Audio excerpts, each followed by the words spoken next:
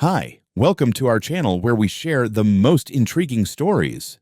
Sam Morton thought he'd found paradise, a peaceful lakeside retreat, far from the chaos of city life. But when his dream collided with the overreach of a powerful homeowners association, his sanctuary became a battleground. What started as a simple dock project turned into a fight for freedom and justice. Sam Morton, a former Navy veteran, had spent years longing for a serene and solitary life after years of service. His dream finally materialized when he purchased a picturesque 3-acre plot on the shores of Lake Clarkville, nestled in the heart of Maine. The land, with its 150 feet of pristine shoreline, was a jewel, a place where he could leave behind the noise and chaos of the world and focus on the simpler pleasures of life. Fishing at dawn, building a dock to moor his modest boat, and creating a cozy retreat for himself. The property itself had a storied past, having been in the hands of a single family since the 1930s. This rich history made it a rare gem among the newer cookie-cutter subdivisions that dotted the surrounding area. Sam's thoroughness showed in every step of his purchase process. He pored over title deeds, commissioned surveys, and sought every legal assurance that his new slice of heaven was free from encumbrances. This was his land, his sanctuary, and his legacy. Adjacent to Sam's haven lay the sprawling community of Lakeview Heights. Governed by a homeowners association, HOA, the neighborhood was known for its beautifully manicured lawns, identical homes, and, most infamously, its strict and sometimes overbearing HOA rules. Sam's property, though bordering Lakeview Heights, had never been part of their jurisdiction. Its independent status was well documented, but the proximity would soon prove to be a double-edged sword. Sam's life by the lake began blissfully. Mornings were spent tending to the property, planting saplings, and enjoying the sound of the water lapping against the shore. He relished the solitude, finding solace in the quiet moments with only nature as his companion. The evenings were filled with the soothing ritual of watching the sun dip below the horizon, painting the lake in hues of amber and crimson. This idyllic existence was disrupted one cool spring morning when Sam decided to bring his vision for the property to life.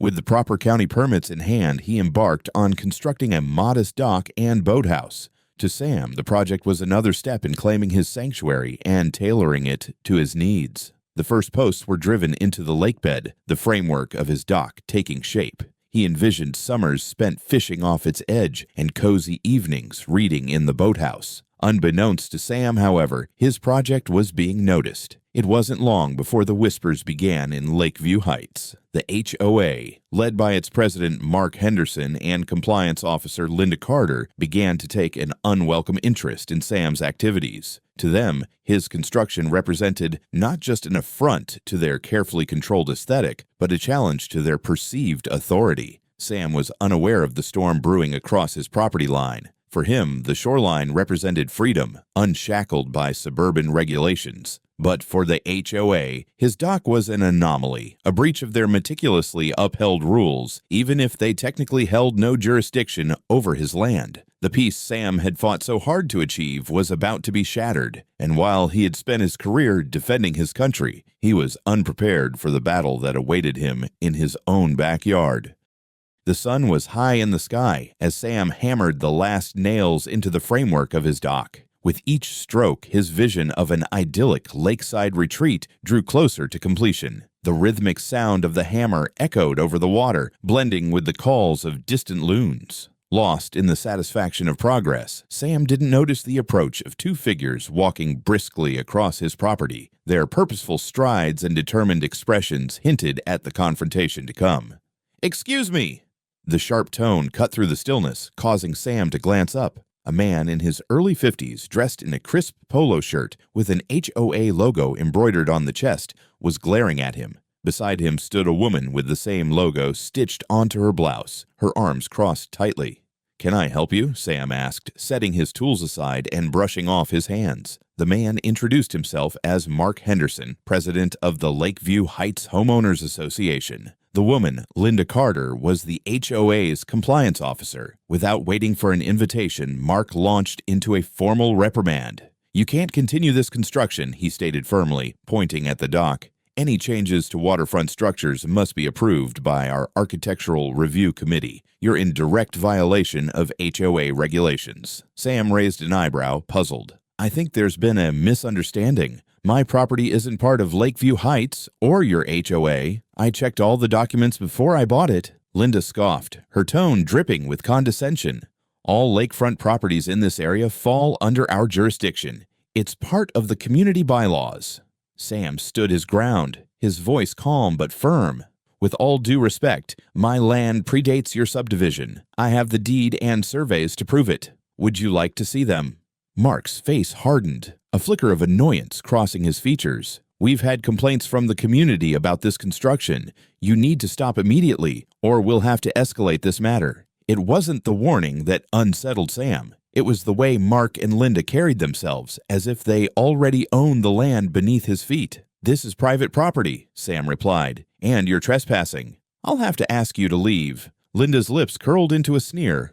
"We'll see about that," she muttered as they turned and walked away, but not before Mark shot Sam a final pointed glare. Sam stood by the shore for a moment, staring at their retreating figures. He hadn't anticipated that his project would draw this kind of attention. Shaking his head, he went back to work, trying to brush off the encounter as an overreach by nosy neighbors. But it didn't end there. Days later, Sam returned from a trip to town to find bright orange stop work notices plastered across the posts of his half-built dock. Security cameras he'd installed earlier showed Mark and Linda trespassing on his property at dawn, slapping up the notices as though they had every right to do so. Sam felt a surge of frustration. He had been meticulous in ensuring his construction complied with county regulations, yet here were strangers, acting as if they had authority over him, dictating what he could and couldn't do on his own land. When a certified letter from the HOA arrived the next day, demanding that Sam halt construction and pay a $5,000 fine for non-compliance, his frustration turned to resolve. Clearly, this was not going to be resolved with a polite conversation. Sam contacted his attorney, Jess Weiss, for advice.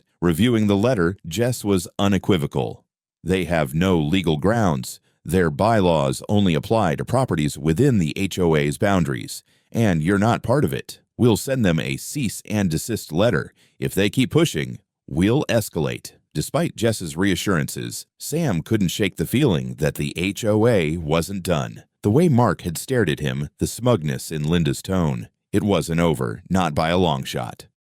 The orange notices on Sam's property weren't just an annoyance. They were a declaration of war. As he tore the paper from the dock's beams, he felt an unwelcome sense of violation. The idea that someone had trespassed on his land, disregarding his rights, was infuriating. Sam's patience, already wearing thin, was tested further the following morning when a second certified letter arrived. This one from the HOA's legal counsel accused him of violating community standards, claiming his property was subject to their jurisdiction. They demanded he submit plans for the dock to their Architectural Review Committee and pay $5,000 in fines or face legal action. Sam's attorney, Jess Weiss, reviewed the letter, her brow furrowing with every sentence. "This is nonsense," she said. "They're attempting to enforce rules on land they have no control over. We'll respond formally, but be prepared. HOAs like this don't back down easily." The formal cease and desist letter Jess sent to the HOA outlined the facts. Sam's property was not within Lakeview Heights, their bylaws did not apply to him, and their actions constituted harassment. She included copies of Sam's deed, property survey, and county permits. It was a clear and direct response, but the HOA had no intention of conceding. 2 days later, Sam's security cameras caught a troubling scene. Mark Henderson and Linda Carter, this time accompanied by 2 contractors, entered Sam's property. While Linda stood by, clipboard in hand, Mark directed the workers to begin dismantling the partially constructed dock. They were midway through removing a section of the framework when Sam, alerted by his phone, arrived on the scene. "What the hell do you think you're doing?" Sam shouted as he approached, his phone recording the confrontation. Mark turned, his face calm but defiant. "Removing an unapproved structure," he replied. "This dock violates HOA standards, and we have every right to enforce compliance." "You're trespassing on private property," Sam said, his voice low and controlled despite his anger. "This is illegal." Linda smirked. "Go ahead, call the police," she said. "We have legal authority here."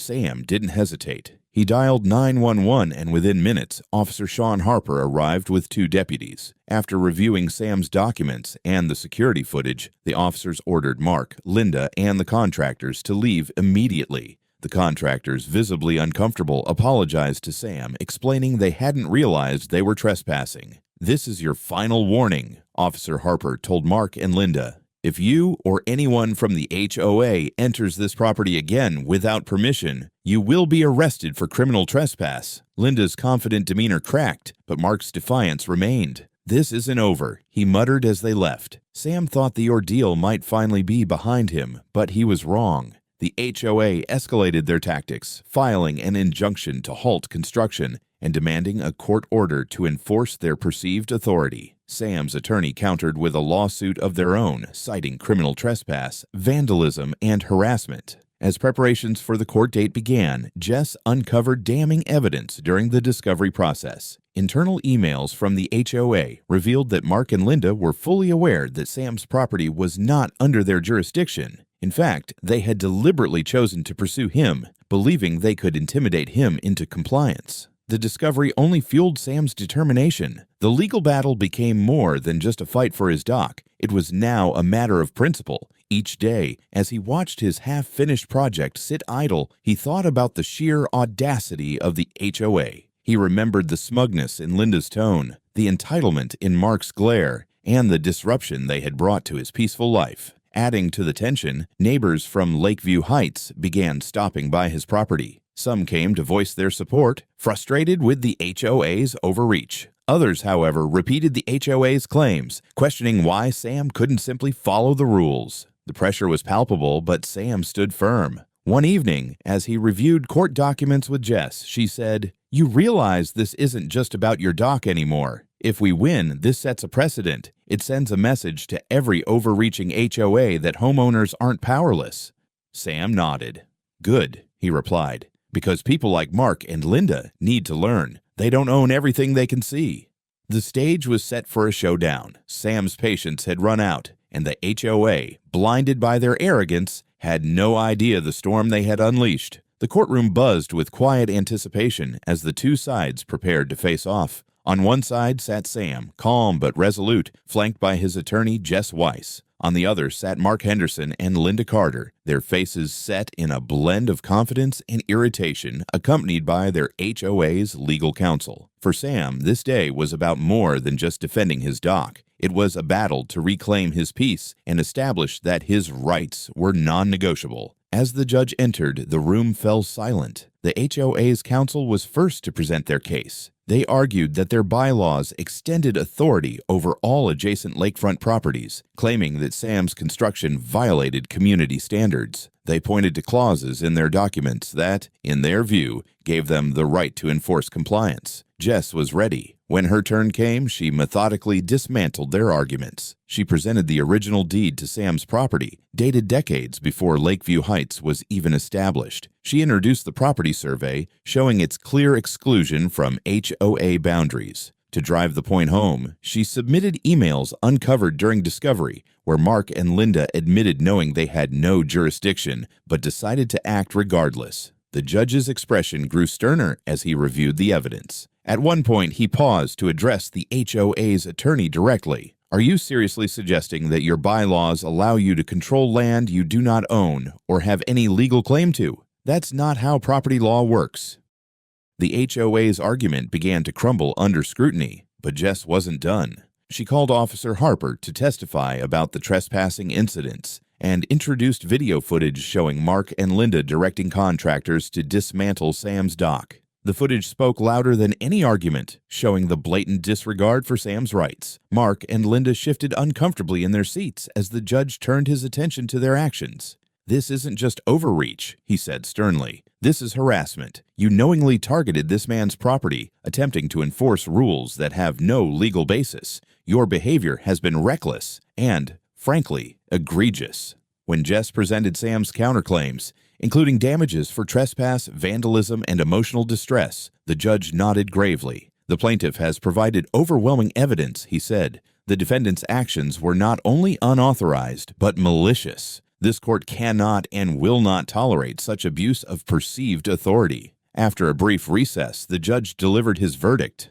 The injunction against Sam was dismissed, and the HOA was ordered to cease all actions against him. Sam was awarded $40,000 in damages for the cost of repairs and delays, $25,000 for emotional distress, and $10,000 for legal fees. Additionally, a permanent injunction was placed on the HOA, barring them from any further interference with Sam's property. Mark and Linda's smug demeanor had vanished entirely by the end of the proceedings. As the court adjourned, Sam caught a final glance at them, disheveled, humiliated, and clearly unprepared for the consequences of their actions. Walking out of the courthouse, Jess turned to Sam with a small smile. "You didn't just win for yourself today," she said. "You sent a message." Sam nodded, exhaling deeply. For the first time in months, he felt the weight begin to lift. The battle had been hard fought, but the victory was his. The courtroom victory set a chain of events in motion that reshaped the dynamics around Lakeview Heights.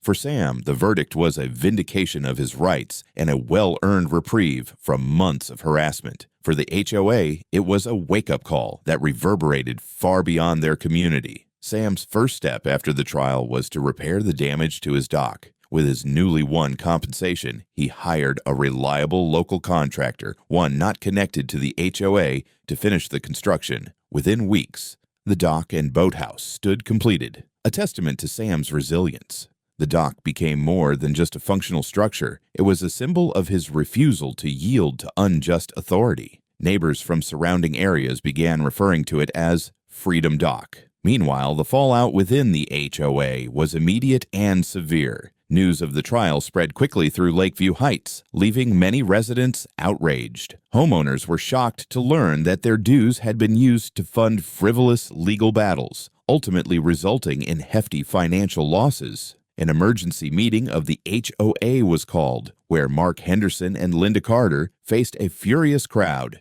"You lied to us," one resident accused. "You knew you didn't have jurisdiction, but you dragged us into this mess anyway." Others demanded accountability, questioning why their money had been wasted on a campaign of harassment that had no legal standing. By the end of the meeting, both Mark and Linda resigned under intense pressure. Several other board members who had supported their overreach also stepped down in disgrace. A new interim board was elected, led by community members who promised transparency and a commitment to respecting boundaries. The interim board wasted no time rewriting the HOA's bylaws to clearly define its jurisdiction and limit the scope of its authority. They also instituted mandatory training sessions for board members on property law and homeowners' rights, ensuring that future conflicts would be handled responsibly.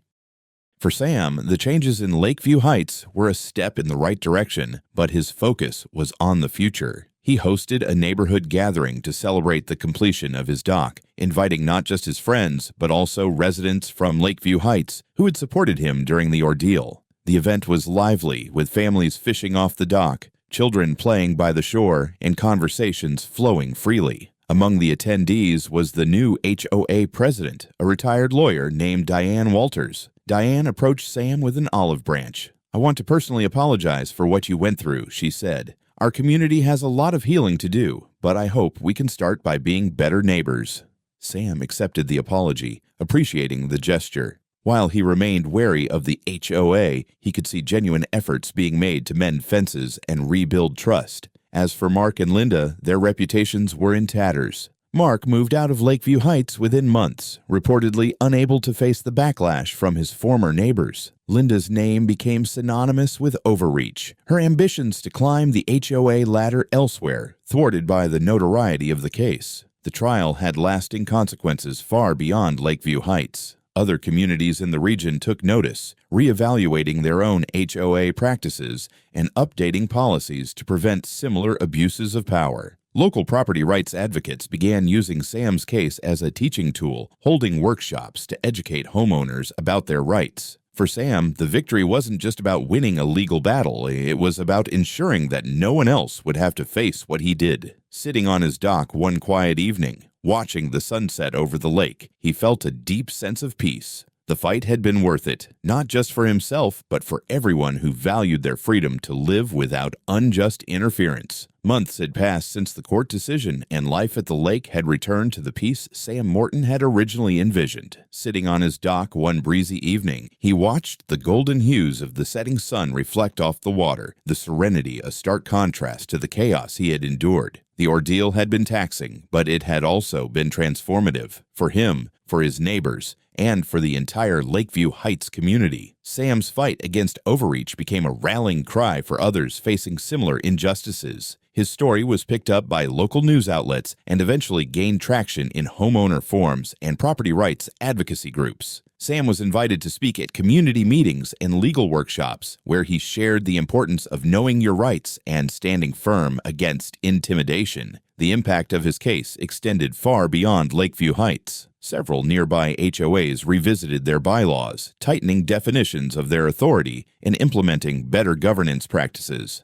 State legislators even began discussing new regulations to ensure that homeowners associations could not abuse their power or claim authority over properties outside their jurisdiction. Back in Lakeview Heights, Sam's dock, affectionately dubbed Freedom Dock by neighbors, became a symbol of resilience and empowerment. Each spring, he hosted an annual gathering for the community, where families shared stories, fished off the dock, and celebrated the progress they had made together. What had once been a point of division was now a cornerstone of unity. Even the new HOA board embraced the lessons from Sam's victory. Diane Walters, the new president, worked tirelessly to rebuild trust among the residents, instituting open forums and emphasizing collaboration. The neighborhood gradually shifted from one ruled by rigid control to a community built on respect and cooperation. For Sam, the journey had been about more than just defending his dock. It was about standing up for his beliefs, protecting his home, and reminding everyone that even in the face of overwhelming opposition, fairness and justice could prevail. Looking out over the calm waters of Lake Clarkville, Sam knew that the fight had been worth it, not just for himself, but for everyone who would benefit from the change it inspired. As the stars began to dot the sky, Sam smiled to himself. He had built more than just a dock. He had built a legacy of resilience and inspiration that would ripple far beyond the lake.